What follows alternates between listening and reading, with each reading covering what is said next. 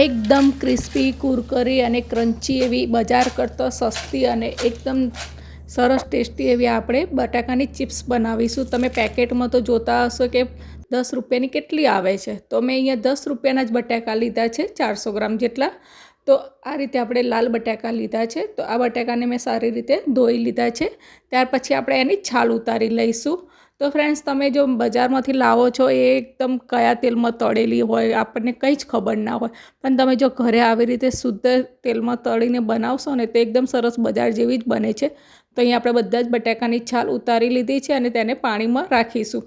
હવે અહીંયા આપણે જે ચિપ્સ પાડવાનું મશીન આવે છે એમાં આપણે આ રીતે ચિપ્સ પાડી લઈશું.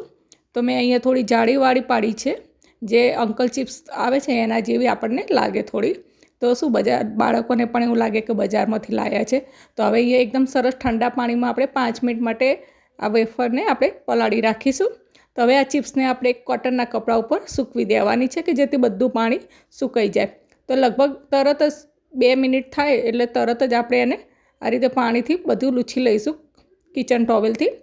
અને હવે અહીંયા આપણે 1 ચમચી મીઠું લીધું છે અને એની અંદર 2-3 ચમચી જેટલું પાણી એડ કરીશું અને મીઠાને સારી રીતે ઓગાળી લઈશું. હવે અહીંયા આપણે તેલ ગરમ કરવા મૂક્યું છે. અહીંયા તેલ થોડું વધારે ગરમ રાખવાનું છે.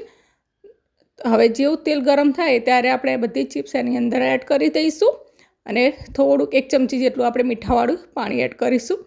તો લગભગ મીડિયમ ગેસ ઉપર જ આપણે એને 2 થી 3 મિનિટ રાખીશું. તો એકદમ સરસ ક્રિસ્પી એવી આપણી વેફર બનીને તૈયાર થઈ જાય છે. તો તમે જોઈ શકો છો ફ્રેન્ડ, નથી આપણી વેફરનો કલર લાલ થયો અને એકદમ ક્રિસ્પી ટેસ્ટી એવી સરસ વેફર બનીને તૈયાર થઈ ગઈ છે.